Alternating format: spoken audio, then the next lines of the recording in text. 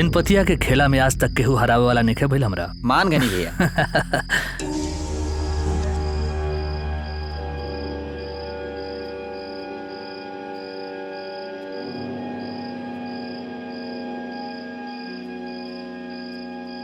चले भैया आखिरी और बड़का दाव। चला ये फैसला करी आखिरी गेम में। चला काटा कि के सबसे बड़ा लकी बाका हो। तारा से लकी के हो सकेला हो।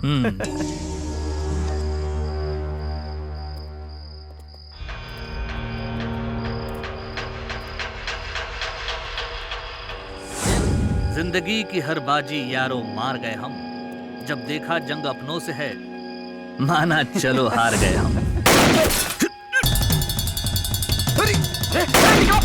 बच्चा भैया चलो भागो जैसे।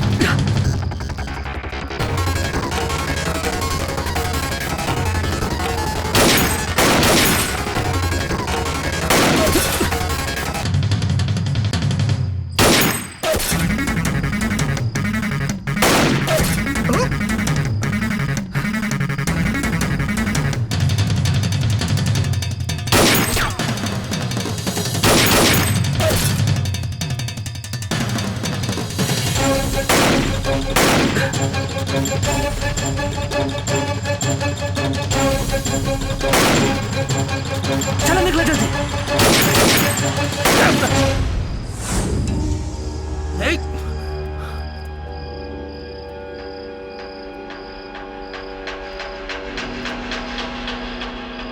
कृष्णा,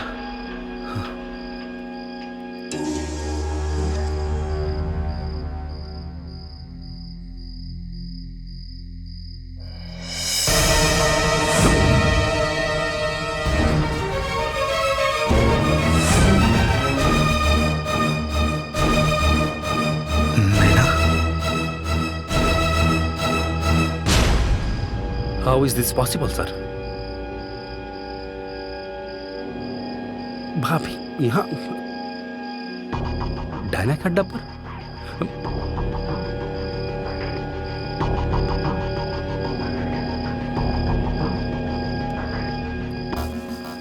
समझ नहीं क्या होता सर। चल कहाँ लेके जाता हमरा? कृष्णा भैया, हम डायना ना, हम नैना है। जब फांसी पे लड़के के बारी आई तो रिश्तेदारी जोड़ लगलू। वैसे भी जब से पकड़ाई बाड़ू नैना नैना का रट लगे बाड़ू। अरे जब हम नैना है तो हम नैना ही बोलब ना। चुप कर और चल यहाँ साइन कर। जब तक वो ना आई हम साइन ना करब। ठीक बा। वैसे भी कल से तार इन्वेस्टिगेशन शुरू होने वाला बा। एसपी साहब और कमिश्नर साहब खुद तारा के इन्वेस्टिगेट करियन, फिर करते रहिए नैना नैना। कावेरी लेके जाए के रखे। कृष्णा भैया हमारी यकीन करिए, हम नैना है। चल सब पता चल जाए। हम सच बोला तानी।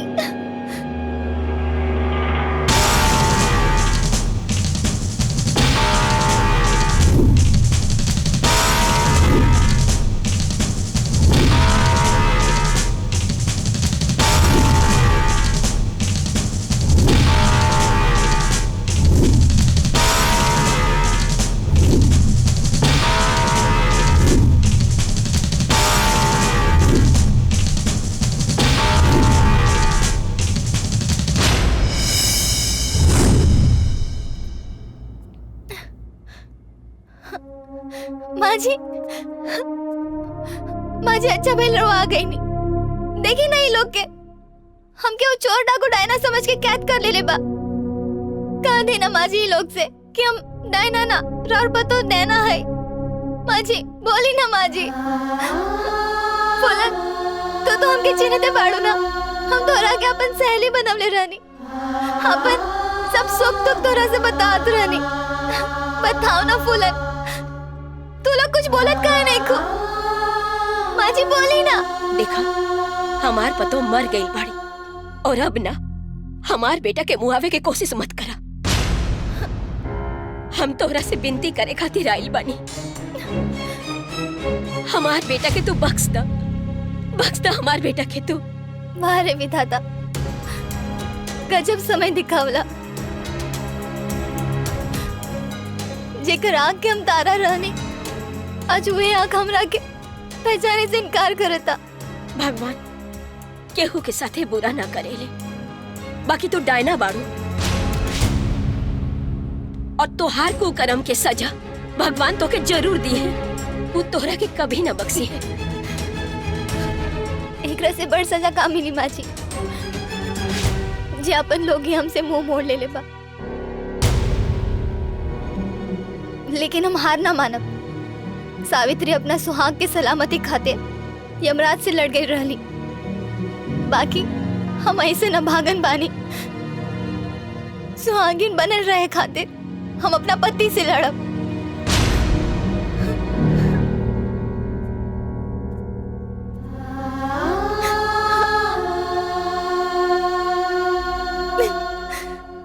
उस्ताद, पता चलल काल तीज के त्योहार हो। तका करी साड़ी साया पहन के तीज के व्रत भोग जाई, ओकरा बाद हमरा डायना मिल जाई। तू हो ना? अरे उस्ताद, व्रत भुखला से ना, जेल में ढुकला से डायना। का मतलब? हम बताओ तनी।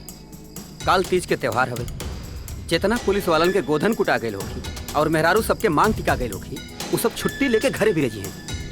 मैदान खाली रही उस्ताद, रात में जेल पे धावा बोल के डायना के निकाल लिया जाए। तो आइडिया तो दमदार बा खबरी।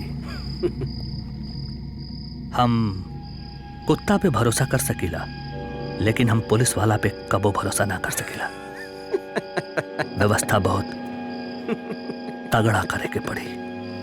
उस्ताद, व्यवस्था तो हम ऐसा कर दे हब कि कानून के छाती पे चढ़ के बैंड बजावल जाए और तोहार दिल वाली दुल्हनिया के विदा करा लिया जाए।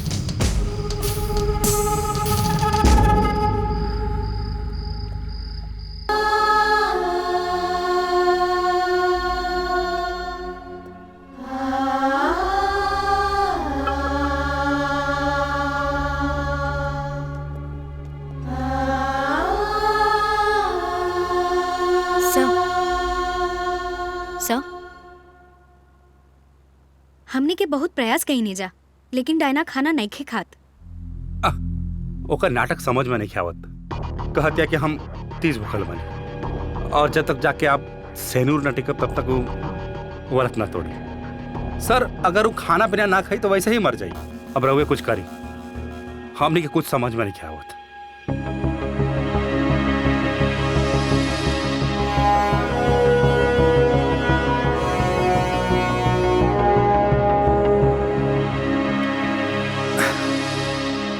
चलो।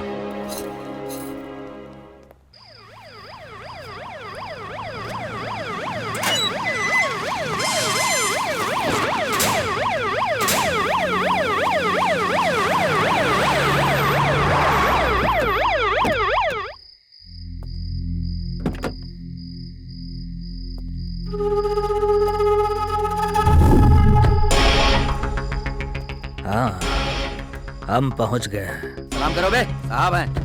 सर।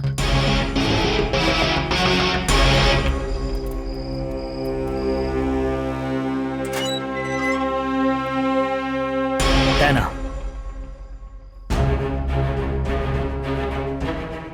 बड़ा मुश्किल से तोरा से मिले खातिर आइल बानी हम। ज्यादा देर मत करो, चले यहाँ से। अब चलो। कहाँ चला? जब तक हम अपने पति के हाथ से अपना मांग में सिंदूर ना भरब, हम कहीं ना जाए। ए, पगला मत, तुहार पति हम ही रे। का बोलत रे? जान के बाजी लगा के तोरा से मिले खातिर यहाँ आइल बानी और ते बाड़े की बस अलगे राग अलपले बाड़े।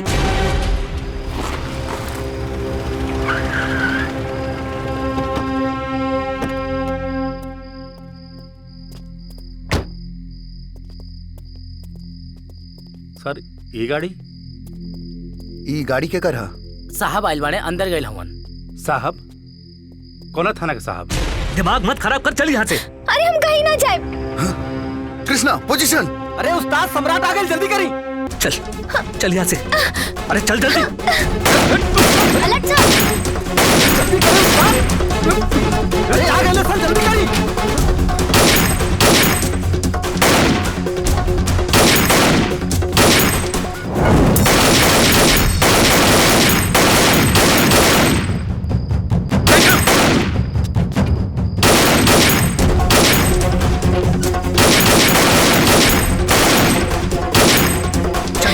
छोड़ो चल ना। छोड़ो चल।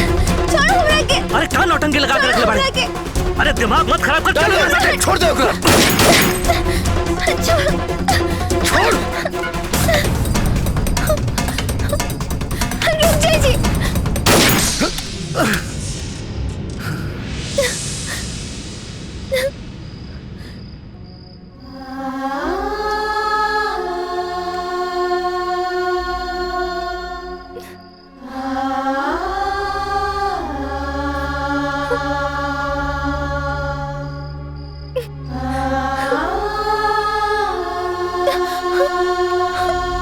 नहीं जी, रोगी तो खून निकला था। छोड़ हमके। अब बंद करी नाटक। व्रत के नाम पे जान से मारे के अच्छा प्लान बनेले रहलू तू। हमरा चिंता देख के तोरा बहुत अफसोस होत हुई ना।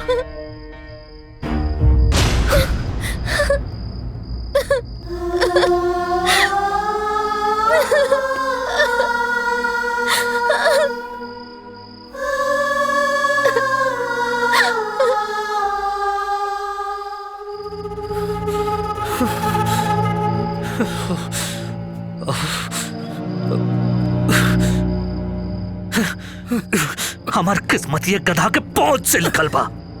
सारा मेहनत सत्यानाश करके रख दला सुट्टाना। पता ना कौन भूत सवार बा ओकरा कपार पे। हमरा साथे नाइल हमरा साथे। उस्ताद, रहुआ तो खाली भूत नजर आवता, लेकिन डायना तो अपन भविष्य देख रहा बाड़ी। भविष्य? कैसन भविष्य रे? उस्ताद होकर कहे का मतलब ही बा कि डायना सम्राट सिंह की बीवी के हमशक्ल होके के भरपूर फायदा उठावल चाहती है। अगर कानून ओकरा के सम्राट के बीवी होके के हक दे देलस तो हमें डायना के डबल फायदा बा। फायदा नंबर 1, आज तक किहल गल ओकर सारा गुनाह माफ हो जाई और वो फांसी के सजा से बच जाए। नंबर 2, सम्राट के बीवी बनके ऐश और आराम की जिंदगी जी। यह संभव बा। डायना सिर्फ हमारी और केहू के ना हो सकेले। अब की बार नो निशाना चुकल बा। अगला बार ऐसन गोली मारब कि सम्राट सिंह सीधा शमशान में जाके गिरी। बेवकूफ होला वो जे दुश्मन के कमजोर समझेला। दुश्मन के कमजोर ना, खुद के मजबूत करे के कोशिश करी। हमार मजबूती पे भरोसा रखा खबरी। बस तू खाली ई पता लगावा कि सम्राट सिंह के हमरा अलावे और दूसर कौन दुश्मन बा। एगो के तो हम ही जानत बानी। के हो? का नाम हो? और पुराना दोस्त बैताल। बैताल सिंह।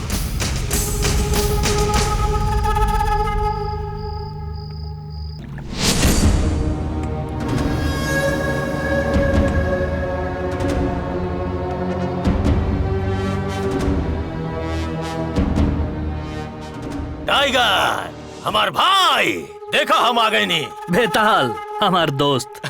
बहुत दिन के बाद तोरा देख के बहुत अच्छा लगल। हमरो अच्छा लगल। दूगो शैतान मिल गए नीजा। अब सम्राट के मरे से केहू ना बचा सकेला। सही कहा तरा टाइगर। अब बकरा के बलि चढ़ावे से केहू ना रोक सकेला। लेकिन काश ए मोमेंट पे डायना रहित तो हम दोनों के दोस्ती से कितना खुश होके।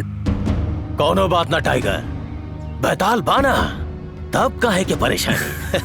अब हमने दोनों के मिले के खुशी में दूगो मोरनी के इंतजाम कैले बानी। अच्छा। चला फिर। हाँ।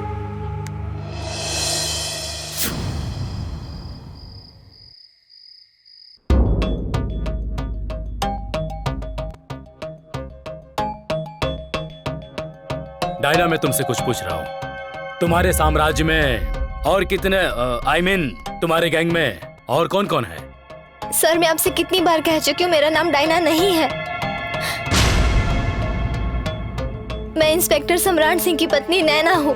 और मैं कितनी बार कह चुका हूँ कि मेरी पत्नी मर चुकी है।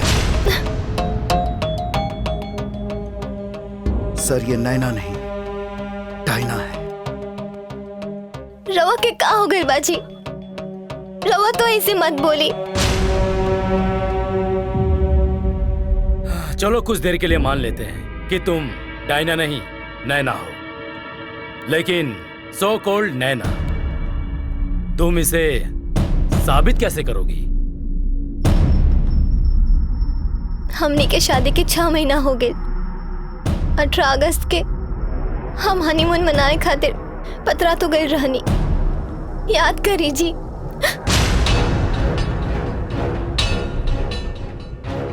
मिस्टर सम्राट, क्या यह सच है? हाँ सर, ये बात सच है, लेकिन ये मेरी पत्नी नहीं है। ये बिल्कुल सही है कि तुहार सकल हमार पत्नी नैना से मिलेला, लेकिन ऐसे ही साबित ना होला कि तू हमार पत्नी नैना बाड़ू। नैना, अब तक तुमने जितनी बातें बताई, जितनी बातें कही, उससे यह साबित नहीं होता कि तुम सम्राट की बीवी नैना हो।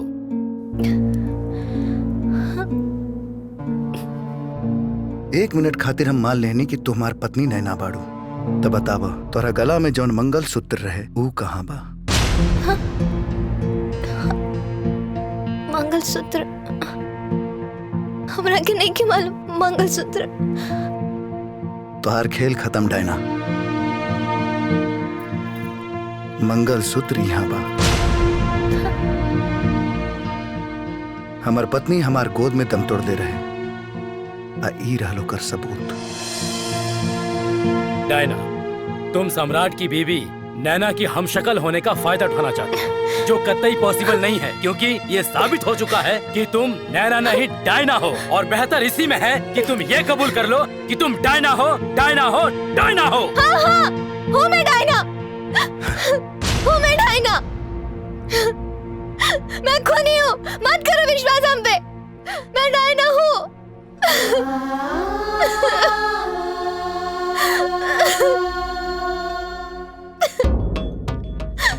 मिस्टर सम्राट, इनकी मानसिक स्थिति ठीक नहीं है। इन्हें इलाज की सख्त जरूरत है और जल्द से जल्द इनका इलाज करवाना चाहिए। इस केस को, इस इन्वेस्टिगेशन को यहीं रोक दिया जाए। ईला।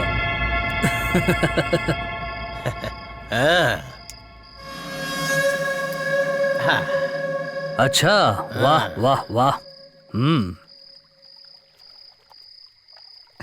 ला तई लो। अरे अभी नकली शतरंज छोड़ी उस्ताद, का भइल? असली शतरंज खेले के समय आ गइल बा।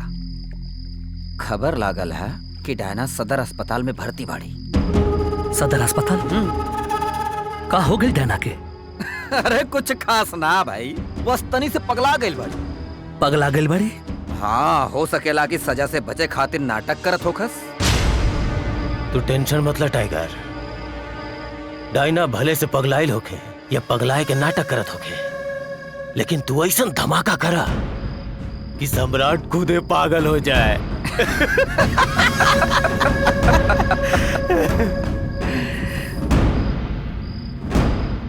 ठीक कहा तेरा, कुछ तो प्लान करे के पड़ी। चला चाल चला।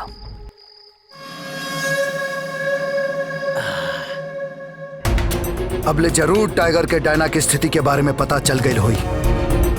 उम्मीद तो यह बुझाता सर। हमरा तो पूरा विश्वास बा सर, टाइगर डायना के अस्पताल से ले जाए के पूरा प्रयास करी। जब टाइगर थाना में आसानी से घुस सकेला, तो हॉस्पिटल में घुसल था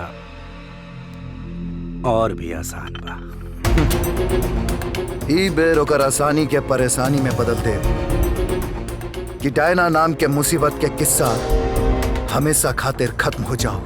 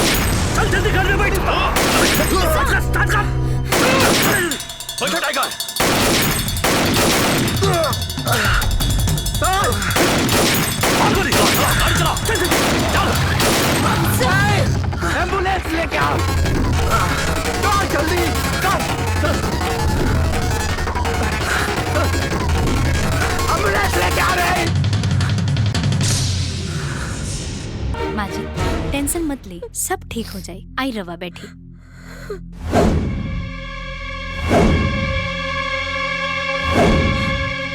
हाँ ठीक बा। माई के ख्याल रखिए तुम।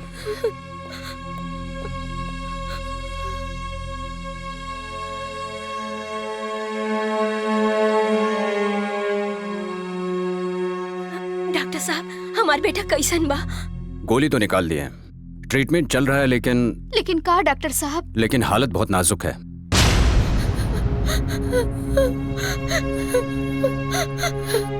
का हो गए हमरा बेटा के?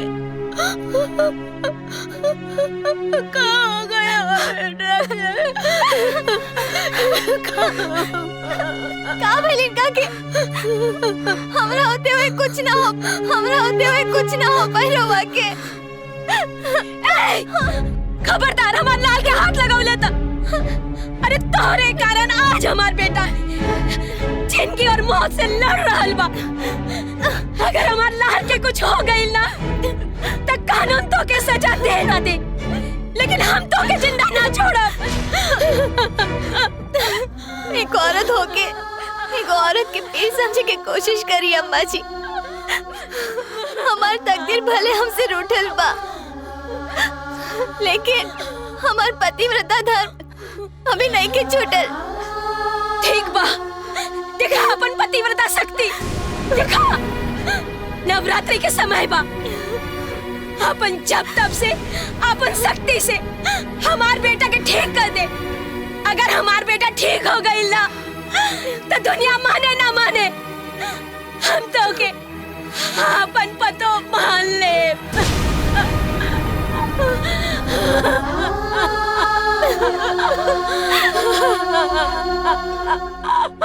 अपन पसंदीदा फिल्म देखे खातिर डाउनलोड करी दंगल प्ले ऐप।